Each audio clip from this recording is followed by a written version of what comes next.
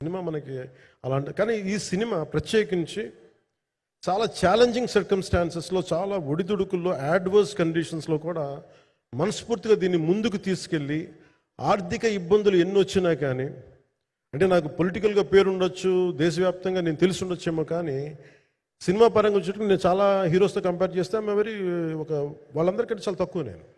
So దానికి ఉండే ఇబ్బందులు దానికి ఉంటాయి. మిగతా వాళ్ళకి బిజినెస్ అయినందుకు నాకు బిజినెస్ అవ్వదు, వాళ్ళకి వచ్చినందుకు నాకు రాకపోవచ్చు.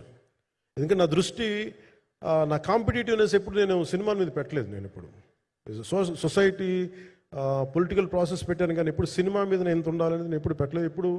నేను ఎప్పుడు చాలాసార్లు మన నాగేంద్ర కానీ మిగతా మన సూపర్ హిట్ మన కీర్తిశేషులు బిఆర్ రాజు గారు చనిపోయారు, ఆయనకి ఇంటర్వ్యూస్లో కూడా ఉంటుంది. ఈ చిత్ర పరిశ్రమ చాలామంది హీరోస్ ఉంటారు, వాళ్ళలో నేను వన్ ఆఫ్ ది హీరో అంతే. నాది ఒక సంవత్సరంలో ఒక ఫ్రైడే, ఒక థర్స్డే రిలీజ్ అవుతుంది అంతే, అంతకుమించి తప్ప ఇది అందరి పరిశ్రమ, అందరూ రావాలి అలాంటిది నేను కోరుకునేవాడిని నేను.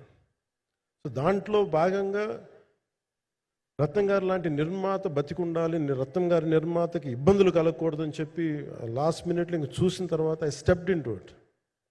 నేను భుజాల మీదకి తీసుకున్నాను ఇది. క్లైమాక్స్ని ఎలా భుజాల మీదకి అంటే, ఎందుకంటే ముఖ్యంగా ఇక్కడ ఇది ఇంకొక బలమైన స్టార్ కాస్టింగ్ చాలా బాగా చేశారండి. ముఖ్యంగా బాబీ డియోల్ గారిని అంటే ఈరోజు చూస్తుంటే నాకు అదే అనిపించింది.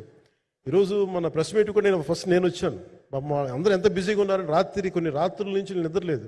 మన మనోజ్ పరమహంస గారికి కానీ, రత్నం గారికి కానీ, జ్యోతి గారికి కానీ, పాపం ఈ సినిమా ప్రమోషన్ సింగిల్ హ్యాండెడ్గా పాపం నిధి అగర్వాల్ భుజాల మీద వేసుకొని నాకే బాధ అనిపించింది. పాపం ఒక అమ్మాయి తన కెరీర్ దాన్ని చూసుకోవాల్సిన అమ్మాయి కూర్చోబెట్టి నాకే సిగ్గు అనిపించింది. I have to truly appreciate you.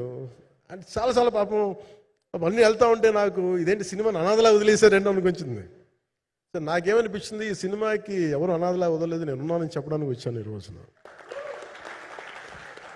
ఎందుకంటే నేను కోట్లాది మంది ప్రజలకి అండగా ఉండేవాడిని, దేశంలో ఉండే సమస్యలకి స్పందించేవాడిని. అలాంటిది తెలుగు సినిమాకి, నా సినిమాలకి మీకు తెలుసు గతంలో ఎన్నిసార్లు ఇబ్బందులు పెట్టారు. అదే మన ప్రభుత్వం అక్కడికి రాగానే వెంటనే సాధారణంగా హృదయ కవాటాలు తెరిచి మరి ఆహ్వానించాం. ఏమీ కృతజ్ఞత కూడా ఆశించలేదు. అంత చిత్ర పరిశ్రమను అంత గుండెల్లోకి తీసుకుంటాం.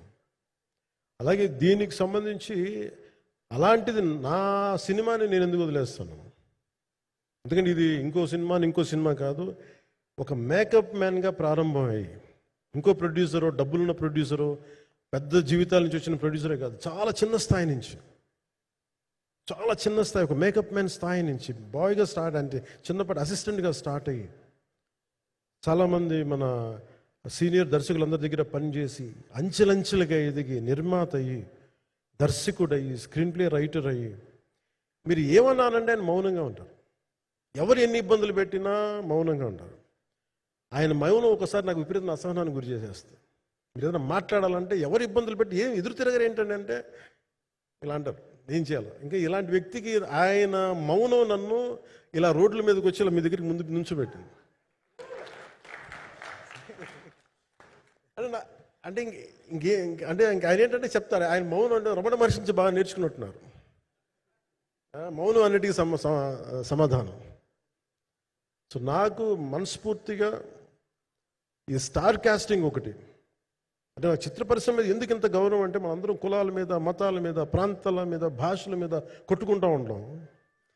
But any film industry take in this world, especially Indian film industry, దీనికి there is no caste discrimination, there is no region discrimination, there is no religion discrimination, nothing.